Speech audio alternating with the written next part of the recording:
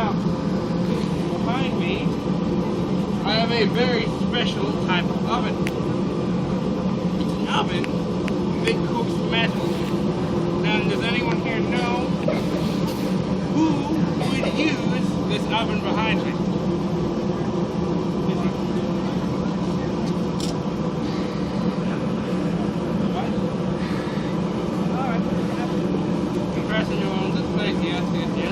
However, they would have a very specific name. They would be known as a smith. Now, a smith is someone who forges metal and makes different things, such as swords, muskets, plates, anything made out of metal. Now, smith is their name from the type of metal they use. Right here, this metal is called iron. Iron is a black metal. So if a smith were to forge iron, then he would be known as a blacksmith. That makes sense, right? Yeah. So what do you think he would be called if he smith silver? Silversmith. Everyone say silversmith. Silversmith. What about gold? Gold. Goldsmith. What about iron? Iron. Blacksmith. Blacksmith. You say what?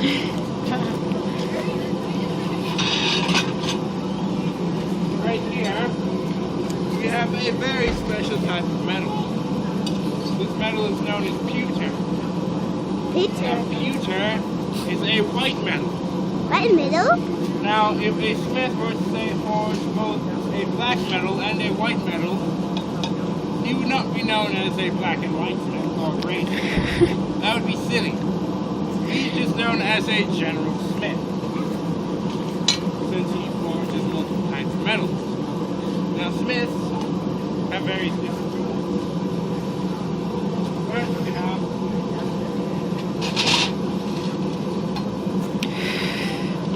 to help us shape.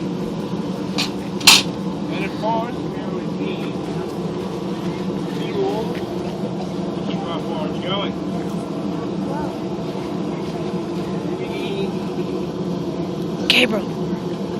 Gabriel. Places to keep our metal. And finally, one of the blacksmith's most important tools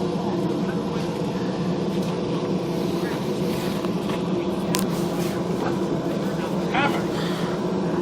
Now, one of the techniques of blacksmithing is called forging. Forging is heating up metal to a very high degree and then hitting it with hammers. The hammers have different shapes to make different kinds of bolts for forging. We usually heat the metal up and we put it on this object here. Does anyone know what this object here is called?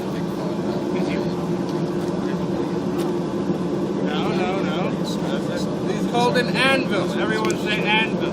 Anvil. So we place it on the anvil and we can just strike it into any position that we want. It's good too. Especially right now.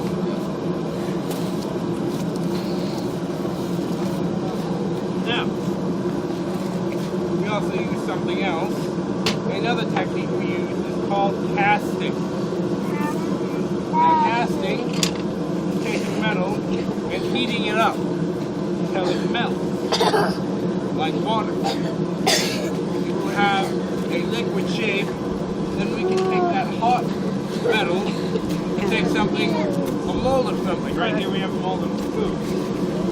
So we would take that molten metal, we would pour it down the top of this hole, and we pull it apart, we would then have Spoon. Now I'm going to give you an example You can make bullets in of that thing. casting later on. First we'll start with forging.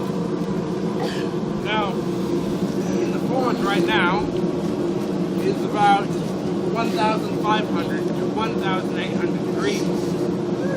That's a very hot temperature. However,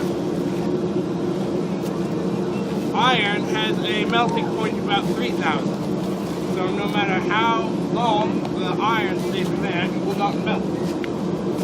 Heat up.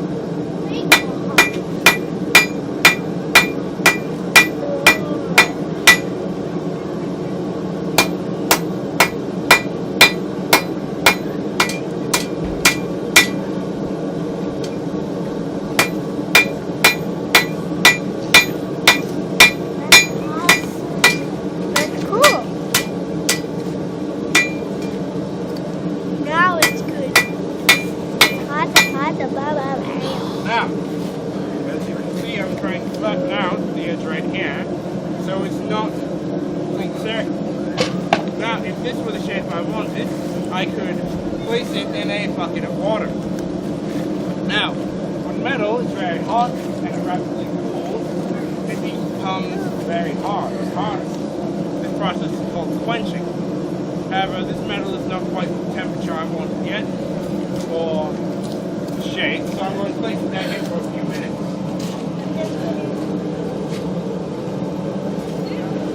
Why did we do there all day? But Why did we step there all day? if I left it there all day, well, eventually it would probably just break. That's a very good point, because what happens when you forge metal, when you heat it up, it starts to break down.